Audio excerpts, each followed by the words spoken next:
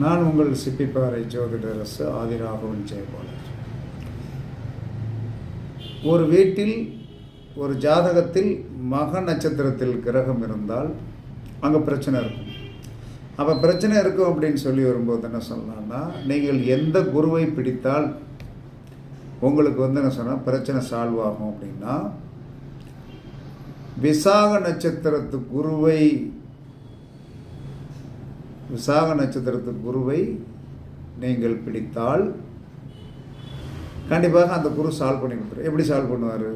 அந்த விசாக நட்சத்திரத்திற்கு உண்டான சுலகு தானம் பண்ணுவதனாலும் கற்கண்டு தானம் பண்ணுவதனாலும், கற்கண்டு தானம் பண்ணணும், சுலகு தானம் பண்ணணும்.